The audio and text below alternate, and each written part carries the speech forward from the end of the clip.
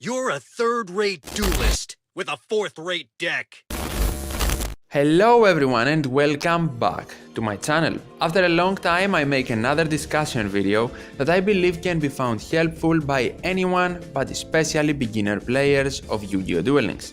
Today I will be talking about stable cards, how can someone define them, tell if they're good and what are the current best ones in the game.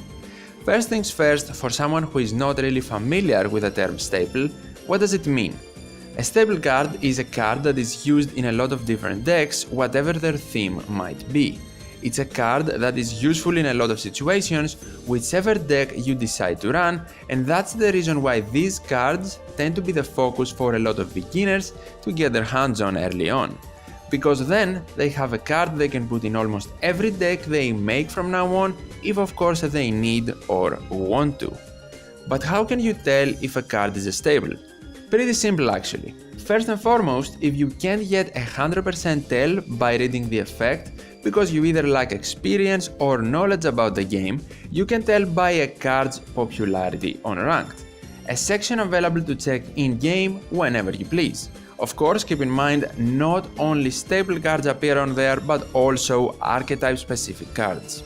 Commonly, cards that have protection effects for your monsters or life points, or have distraction or banishing effects for your opponent's cards can be considered staples. Before I go through my list, keep in mind the order of the staples is mainly based on the current meta and usage of a card, so the order is not definitive and can change in the future. Also, it's my opinion. With that said, let's go over the 10 best stable cards in Yu-Gi-Oh! Duel Links. Number 1. Enemy Controller. This has to be one of the most used cards in the history of the game. It has two effects which make the card amazing and versatile, and is also extremely easy to obtain by either farming a character on the gate or super rare tickets. Of course, it's a free-to-play card and that's why it is number 1 on my list, because every single new player should have this card as their priority to obtain. Enemy Controller is also known as Icon and is considered a semi-limited card, so you can only use up to 2 copies of a semi-limited card in your decks. Number 2. Cosmic Cyclone. Currently the most played card in Ranked for a reason. Cosmic Cyclone is incredible, not only because it allows you to banish opponent's back row, but it also is a quick play spell, meaning like Enemy Controller, it can be activated in the opponent's turn, but also in your battle phase if needed. In addition to that, the card needs 1000 life points for its activation, which is incredible because that helps you activate a ton of skills in the game. Number 3. PALEOZOIC CANADIA. Another extremely popular and versatile card. CANADIA can disrupt your opponent's plays with ease by turning their monster face down either on summon or attack declaration, but also has a secondary effect that says that it can be special summoned from the graveyard as a water monster with 1200 attack and 0 defense, if another trap of course is activated. That secondary effect can help you protect your life points, damage the opponent, tribute summon or even fusion and synchro summon if possible. Number 4. Floodgate Trap Hole. In a lot of my videos I put Floodgate and CANADIA back to back, because they are actually quite similar.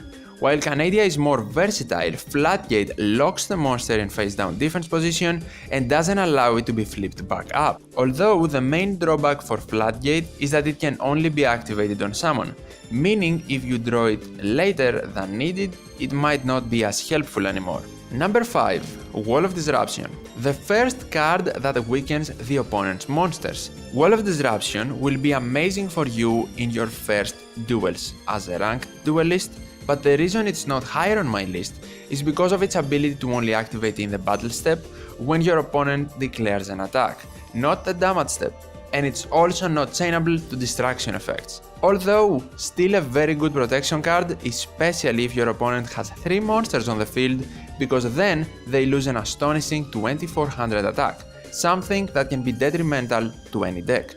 Number 6. Treacherous Trap Hole. Another semi-limited card that has had a huge impact on the game.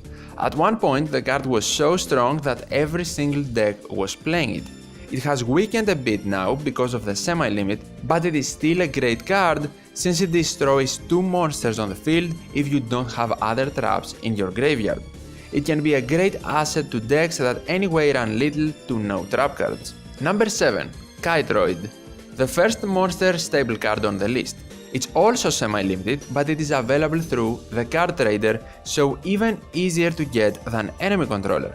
But of course they cannot be run together at full power. It can protect your life points twice, one from the hand and one from banishing it from the graveyard, and that, along with the free-to-play nature of the card, is what currently makes it have a better place on the list than Sphere KURIBOH. Number 8. Drowning Mirror Force, another Wall of D-like card that has activation limitations.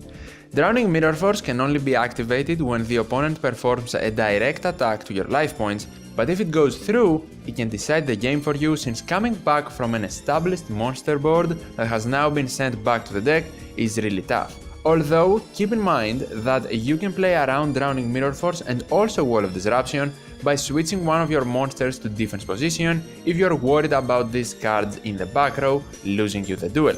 Back row distraction cards or effects are the main fear of Drowning Mirror Force because it's not chainable, of course. Number 9. Power of the Guardians.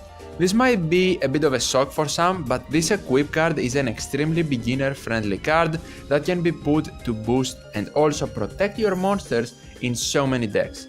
It's the lowest possible rarity in the game, so easy to get and use.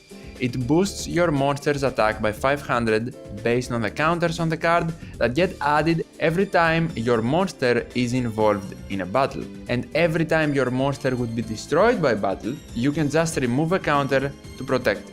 Of course, as an equip spell, this card has quite a few drawbacks because it can be stopped by Cosmic Cyclone, CANADIA, FLOODGATE, Treacherous Trap Hole, Drowning Mirror Force, and even used against you with enemy controller. But for your first deck building and ranked steps, this card can be great help. Number 10. Sphere KURIBOH. Here's the day one king of Duel Links, one of our best hand traps and staple cards for so long in the game. It has indeed dropped off a bit, in usage mainly, but it's still a great card. It's kind of overshadowed now by more versatile or meta-relevant cards like CANADIA, Enemy Controller and Cosmic Cyclone. The main drawback and reason it's last on my list is that it's coming from the oldest main box there is, and I would not advise you to go for it if free to play.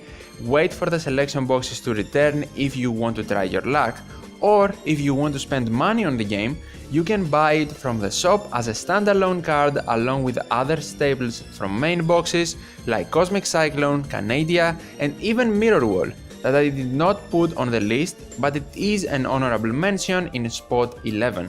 It has just lost some of its power as a special summoning can be pretty overwhelming for it at the moment. Still a beginner friendly card though for sure, just not the best option out there. And another honorable mention is Galaxy Cyclone, also not a card I would advise you to get if you're just starting out, although if you have everything else, which doesn't really make you a beginner, but you can go for Galaxy Cyclone if you like. This is my list, and I hope I could help a lot of you guys out there, especially if you're just starting out in Duel Links. For any questions, feel free to leave a comment down below, and don't forget to leave a like and also subscribe to the channel for more videos on Yu-Gi-Oh! Duel Links. Thank you so much for watching, see you in the next one.